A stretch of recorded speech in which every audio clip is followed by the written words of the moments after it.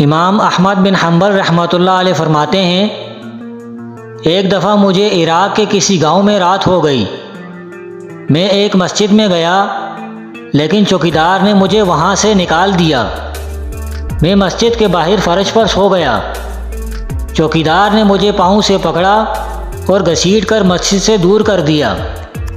ایک خدا ترس آدمی مجھے اپنے گھر لے گیا۔